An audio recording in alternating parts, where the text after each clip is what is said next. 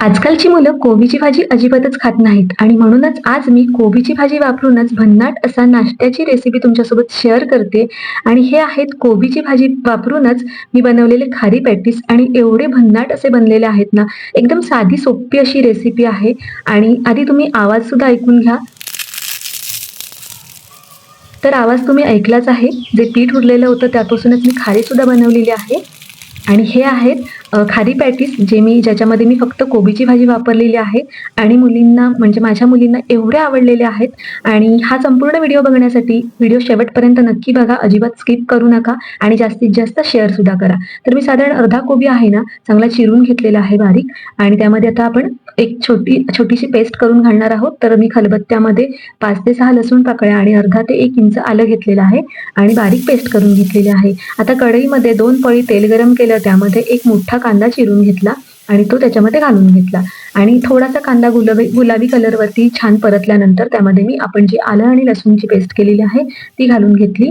घरचं 1 चमचा लाल तिखट आणि पाव चमचा हळद घालून घेतली. सोबतच या भाजीला छान चव यावी म्हणून मी पावभाजी मसाला सुद्धा घातलेला आहे. तर ही भाजी आहे ना, तुम्ही तुमच्या मुलांना ज्या पद्धतीने आवडते त्या पद्धतीने करू शकता. मिरचीवरची कोबीची भाजी बनवू शकता किंवा सगळ्या प्रकारच्या भाज्या घालू शकता किंवा बटाट्याची भाजी सुद्धा तुम्ही बनवू शकता. आता ही भाजी आहे ना, मीठ घातलं मी आणि या भाजीवरती शक्यतो झाकण ठेवायचं नाहीये.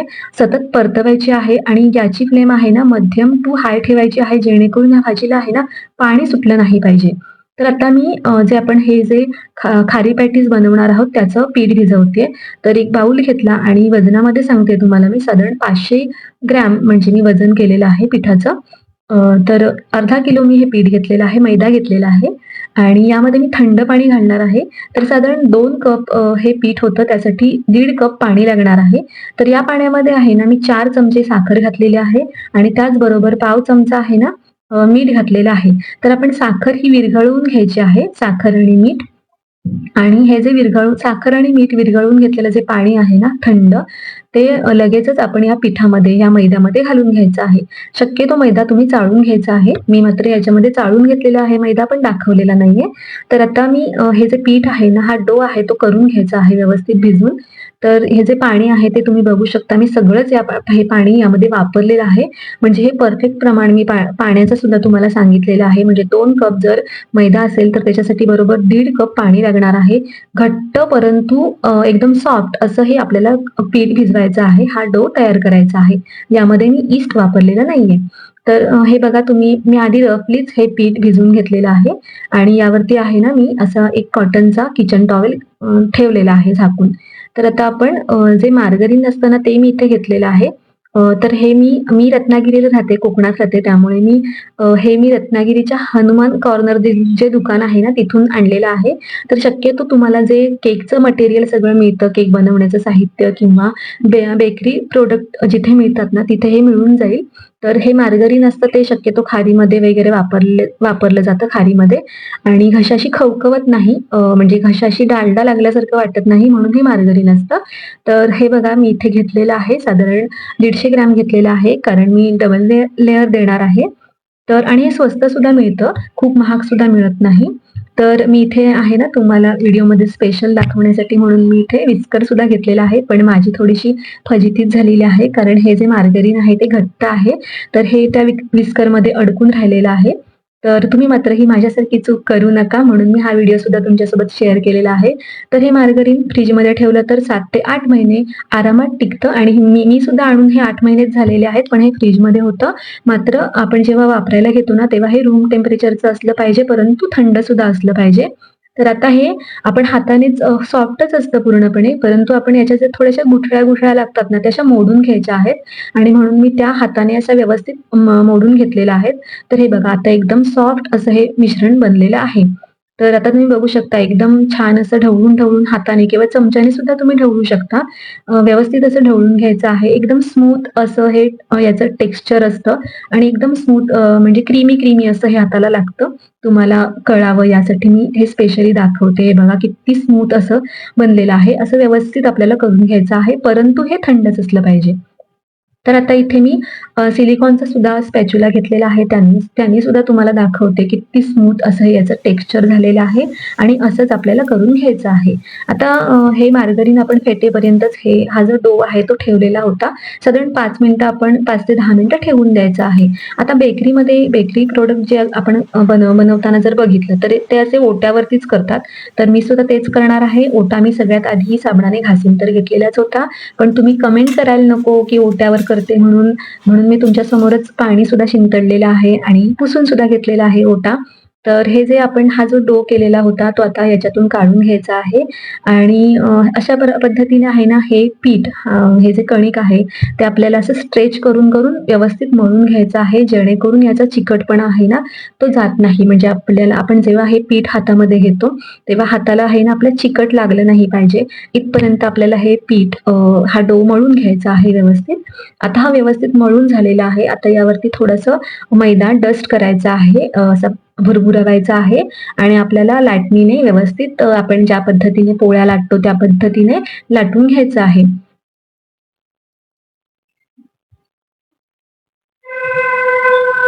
तर व्यवस्थित असं लाटून घ्यायचं आहे आणि आपल्याला चौकोनी थोडासा यायला पाहिजे शेप म्हणून मी इथे मध्ये-मध्ये थोडं चौकोनी असं हाताने करून घेते, जेणेकरून आपण याच्या जेव्हा कडा कट करणार आहोत ना, त्या जास्त जाणार नाहीत. शक्यतो म्हणूनच मी इथे चौकोनी करूनच ही जी पोळीसारखं जे लाटलेलं आहे ना, ते लाटलेलं आहे. आता इथे मी पिझ्झा कटर घेतलेला आहे. याऐवजी तुम्ही सुरी सुद्धा घेऊ शकता. पिझ्झा कटरच हवा आहे असं काही नाहीये. तर मी याच्या कडा आधी शक्यतो मी कापून घेतलेल्या आहेत, जेणेकरून आपल्याला एक स्क्वेअर हवा आहे, चौकोन हवा आहे आणि म्हणून मी याच्या सगळ्या बाजूने, चारी बाजूनी कडा कापून घेतलेल्या आहेत. आता तुम्ही बघू शकता हा छान हे जे पीठ आहे ना, ते सुद्धा मी वापरणार आहे हां.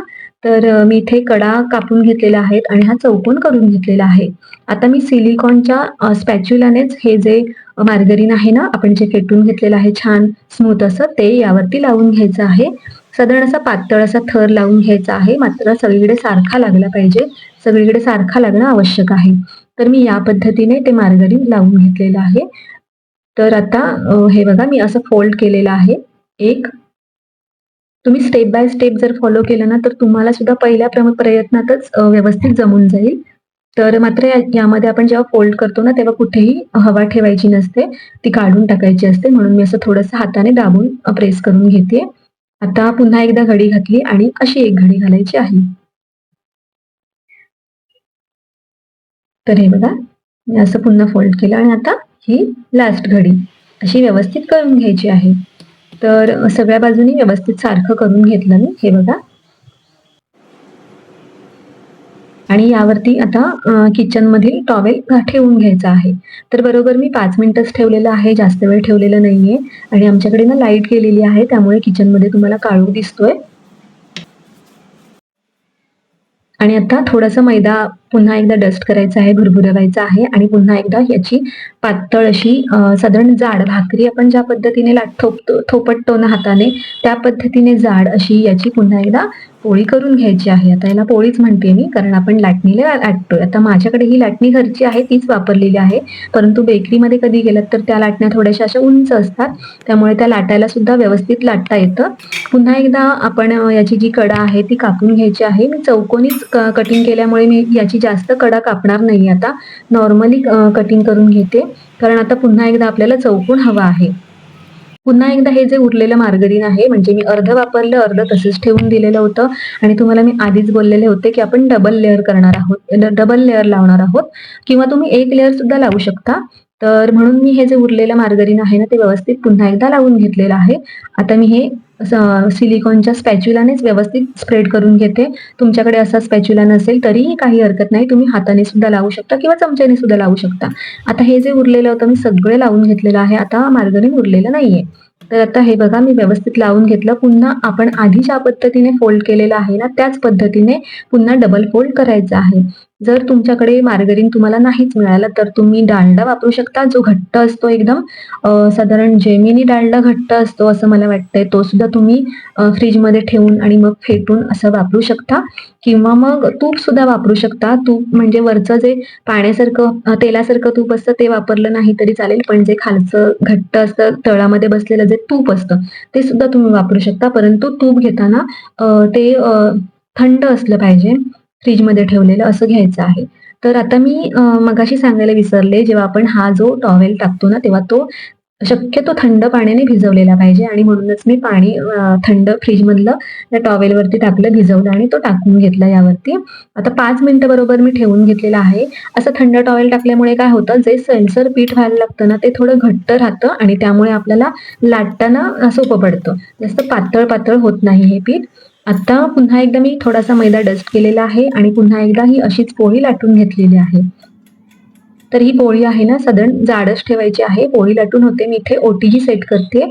तर प्रीहीटला लावलेला आहे ओटीजी.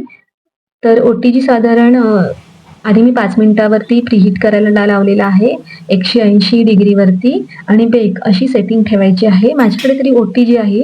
ओव्हन माझ्या घरी नाहीये, त्याच्यामुळे मला ओव्हनची सेटिंग काय असते ते तुम्हाला सांगता येणार नाही. तर तुम्हाला त्याची बाहेरून कुठून सेटिंग समजली तर तुम्ही ती मात्र नक्की विचारून घ्या. कारण मला ज्याची माहिती नाही त्याची मी त्याबद्दल माहिती देणं चुकीचं ठरेल. काहीतरी मी चुकीचं सांगितलं तर तुम्हीच पुन्हा मला कमेंटमध्ये काहीतरी बोलाल, म्हणून मग मी तसं सांगते स्पष्टपणे.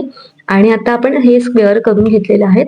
तर यामध्ये मी 6 बरोबर हे स्क्वेअर करून घेतलेले आहेत. उजेडामध्ये तुम्हाला दाखवते. असे व्यवस्थित पदर आपल्याला दिसत आहेत. आणि आपण आता जी कोबीची भाजी करून घेतलेली आहे ना, ती यामध्ये घालायची आहे. मी तुम्हाला आधीही सांगितलेलं आहे की भाज्या तुम्ही तुमच्या मुलांच्या आवडीप्रमाणे सुद्धा घालू शकता. आणि हे बघा अशा पद्धतीने भाजी ठेवून घेतली मध्ये. आणि आपण जी साईड असते ना, साईडच्या कडा असतात ना, त्या प्रेस नाही करायच्या आहेत, नाही तर त्या फुलणार नाहीत.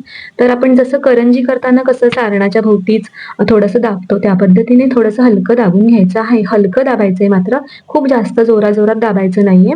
आणि आता मी ओटीजीच्या ट्रेमध्ये ठेवून घेते. आता याच्यामध्ये मी तेल वगैरे काही लावलेलं नाहीये. आणि या ज्या बाजूच्या पट्ट्या आहेत ना, त्या सुद्धा मी अशा कट करून घेतलेल्या आहेत. खारी करण्याची सुद्धा पद्धत अशीच असते साधारण, म्हणून मी या पट्ट्या आहेत ना त्या न टाकता, न बाजूला ठेवता अशा पद्धतीने थोड्या कट केलेल्या आहेत खारीच्या साईडच्या. आणि मी जिथे जिथे जागा आहे ना तिथे तिथे या अशा ठेवून घेतलेल्या आहेत. आणि या ज्या पट्ट्या आहेत ना त्या सुद्धा या खारी पॅटीस सोबत छान बेक होतात आणि गरम गरम खारीसारख्या छान लागतात सुद्धा. तर हा इथे मी स्प्रे घेतलेला आहे, जो आपण फेसवरती स्प्रे मारतो तोच आहे. साधारण 10 रुपयाचीच बाटली आणली होती मी डीमार्ट मधून. तर हा स्प्रे घेतल्यानंतर आपण चेहऱ्यावरती अजिबात मारायचा नाहीये. तर थोडं गरमीचा सीझन असेल तर तुम्ही मारू शकता.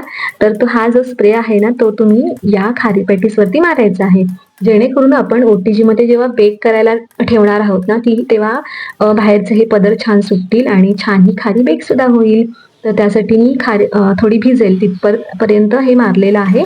आणि आता प्री हीट केलेल्या ओटीजी मध्ये साधारण 30 किंवा 25 मिनिटांसाठी आपल्याला हे बेक करायला ठेवून द्यायचं आहे.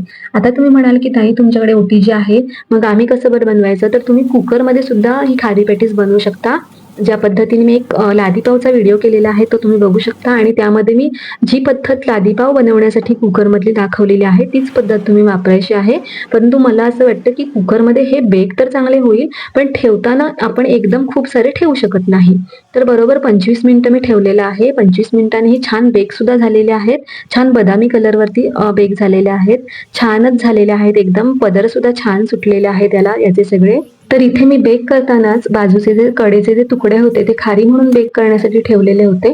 तर ते मात्र तुम्हाला आता इथे दिसत नाहीयेत. ते का ते तुम्हाला पुढे जी माझी व्हिडिओ करतानाच मुलगी बोलते ते ऐका. 2 माझ्या लेकींनी सगळी खाऊन टाकले. शेवटचे 2 दिले तुम्हाला आम्ही दाखवत आहे. हे बघून घ्या. ते आता एक मी खाणार, एक ती खाणार आहे परत. बस चला. आणि हे खारी पॅटीस जरी आपण कोबीच्या भाजीपासून बनवलेले असले तरीही मुलांना खूप जास्त आवडतात. यातील भाजी जी आहे ती मुलं अगदी आवडीने खातात, एवढी मस्त लागतात हे खारी पॅटीस. तर हे खारी पॅटीस आहे ते तुम्ही टोमॅटो केचप सोबत किंवा शेजवानच्या चटणी सोबत खाऊ शकता. खूप मस्त लागतात. आता ही जी मी खारी 2च उरलेल्या आहेत, तर मी तुम्हाला ती थोडी तोडून दाखवते आणि आवाज ऐका.